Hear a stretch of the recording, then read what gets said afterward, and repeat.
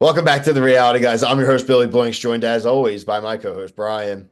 All right, buddy. Back to talk. One of our favorites is The Amazing Race, season 37. This episode was titled Up the River Without a Joust.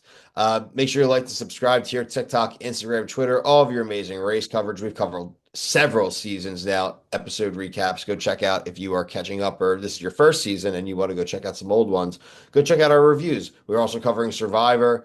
We're covering anything on any other network. Just head up our social medias. Like I said, TikTok, Instagram, Twitter.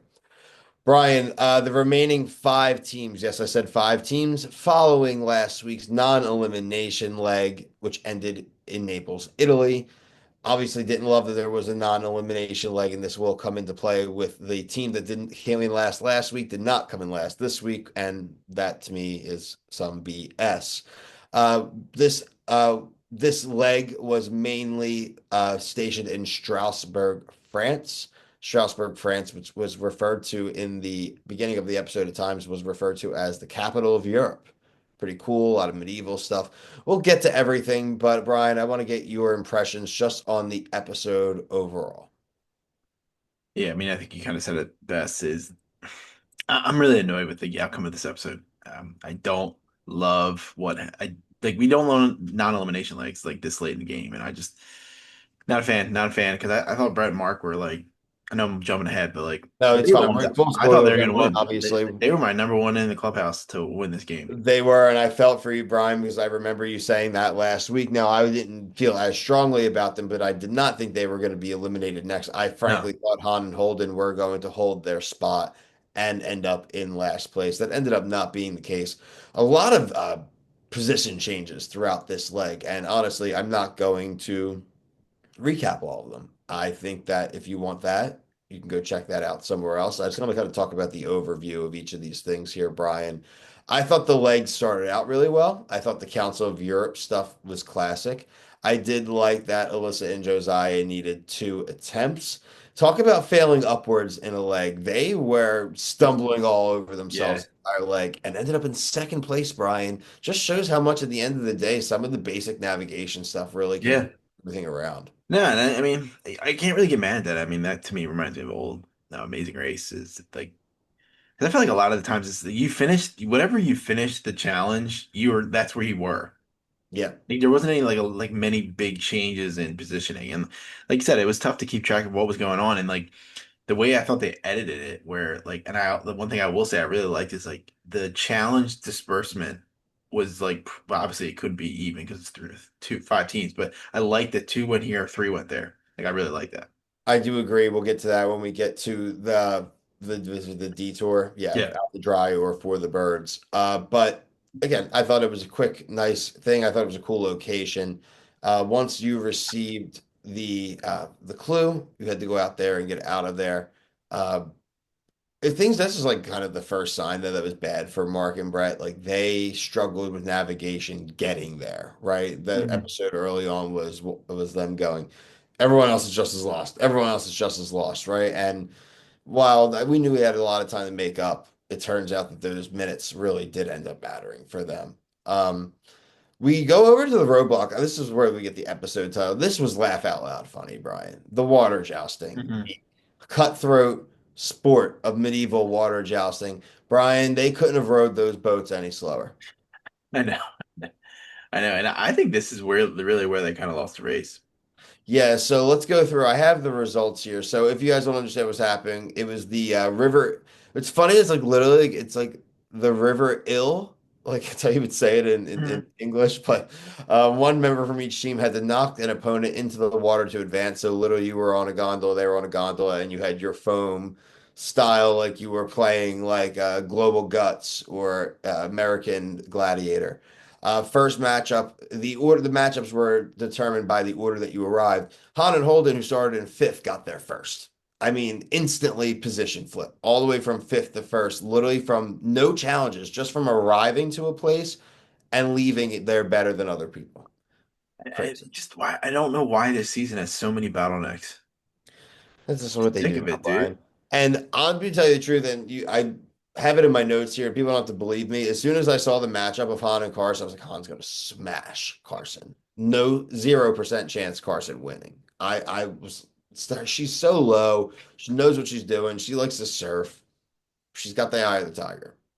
Yeah, because Carson and Jack are some very unathletic. They are fantasy role playing fans, all good. I love that stuff too. But like Han's like, I'm here for realsies.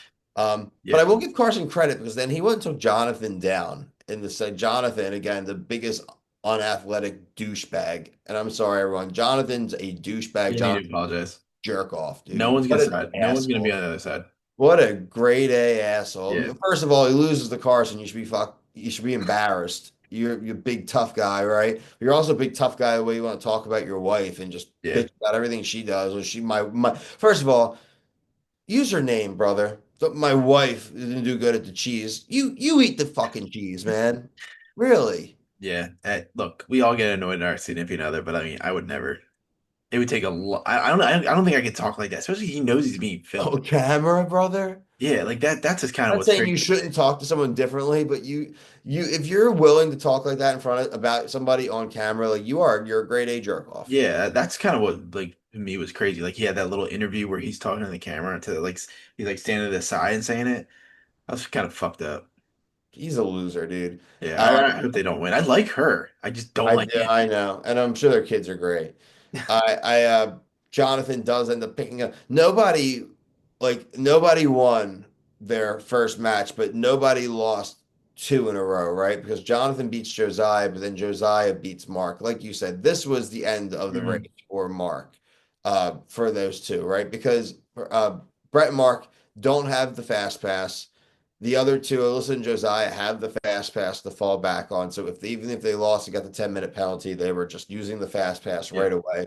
It was nearly impossible for the two of them, being Brett and Mark, to win outside of people colossally failing the cheese identification challenge, which we'll get to next.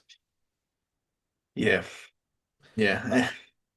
Yeah, I mean, I don't know any other way to say it. It's like that. That to me is like I kind of the writing was on the 10-minute penalty wall. is tough. I mean, I'm fine with the penalty though. I think like if you're gonna do something like I don't really love these like again, this to me is like another bottleneck. The See, head to head is a total bottleneck. I don't I you don't like it. penalizing the first place team. Yeah, I don't like it. I don't like that at all either. We do move on to the cheese ID challenge. This was at the La Cloche Fromage. It's a renowned cheese shop where they had to memorize and identify 9 types of French cheeses that were presented to them within the store. Then they had to go outside and they did the whole taste test show kind of thing. Um, Alyssa and Josiah, they considered using that express pass. They ultimately decided to complete the task without it. It's going to come back to be I really, thought they used it. at that point, they didn't use it, I thought. Yeah, they like they were the last people to leave, and then they used it. I thought. Yeah. Well, the notes are wrong then. I Um, could be wrong. I could be wrong, but I thought they I did. thought they used it too, but my notes here are saying that they ultimately completed the task without it, which Oh, is okay. Well, whether or not they should have used it because the amount of time they spent arguing and talking, they weren't really well, no, arguing. they did. They didn't use it because they built the stork desk, right? So I they thought don't. it would just pass them through I this. thought That they bring. I part. thought they. I think the express pass brings you straight to the pit stop. Okay. Was that the last People time? look, Logan. You're one of the 12 people still watching this. Let us know. We There's other people in the comment section at this point we need to address though, actually. my AI note taker may have done me wrong. So like help me out here. So they did move on to the detour there, Brian, out to dry or for the birds. Out to dry was washing a tub of laundry by hand in the traditional Alsatian style. For the birds, you had to construct a big stork nest. They love storks, apparently. That was a good one. With the provided materials. Um, I would have went with the laundry, but goddamn, that lady was strict. Yeah, I kind of thought they were both even here because if you actually followed the directions of the nest making, I don't think it would have been that bad. No, people were paying attention to like tucking the knot, things, putting the wood backing, things of that nature. Yeah. Han Holden, Carson, Jack, Jonathan Anna did the laundry. Alyssa and Josiah were the ones that opted to build the nest, along with who am I missing then? Mark Um, and Brett. yeah, Mark and Brett. Yep, Yeah. yep, yep. So, um, yeah, I thought they were pretty fair evenness, honestly. Oh, I think so. These two to me though were a little bit weak as far as the cultural relevance. I think plenty of countries have people washing their clothes, and I guess the stork thing I thought was cool, but I think the laundry was too The generic. laundry I thought was lame.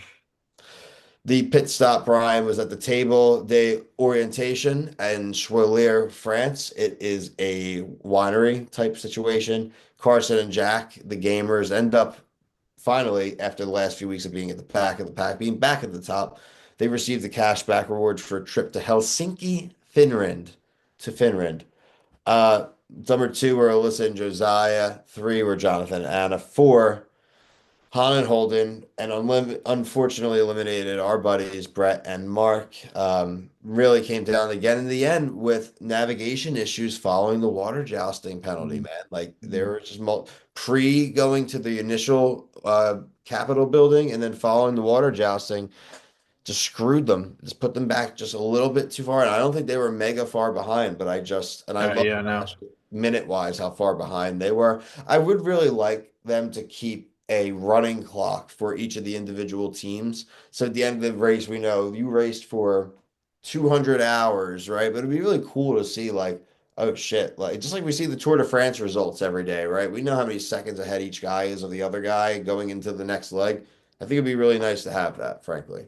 I get so like you're saying like you start at this time and then like you can even have like breakdown columns of like when they finished like the detour or the roadblock and then like you can see like if somebody made a lot of ground and like in between stuff, you know? Even just two numbers, Brian, and just like they do with the Tour de France, they show Yeah, your I get what white you're saying. number, which is your how long that you took to finish that leg, and your total length, right? So Mhm. just like you said, you can see in a leg if someone made up 20 hours, 20 minutes, they lost 15 hours, and especially in an old Amazing Race, that would have been really cool because like people like missing flights and shit, right? Yeah. Like we're in first and then end up in like 10th, and they literally had a 12-hour flight later. Like that kind of stuff is cool. It would be and the numbers would be extreme, but I think it'd be really cool to see, frankly. No, I agree. And I think that would be really cool to see because I think the one time I want to see more numbers, it's like that kind of stuff. Hey, look, I'm excited, Brian. We got 2 more weeks of the amazing race. We got like what, 3 more weeks of Survivor or 2 more weeks of Survivor as well. So I think it's three. three of Survivor, two of Amazing Race, I would Mm, think. yeah. So we're getting down to these season finales, everybody. We've really been enjoying it. Make sure that you are following us if you're watching, but you aren't subscribed here for whatever reason. Please subscribe. If you are subscribed, we appreciate it. Hit the little notification bell. It's weird to say, but it does actually really help us. It pushes this video to other people. And while we are a small channel, we are steadily growing and long term would like to be a more full-time channel. So all of your views right now do help out in the long term. But until next time, for myself and Brian, thank you all so much for watching. Peace.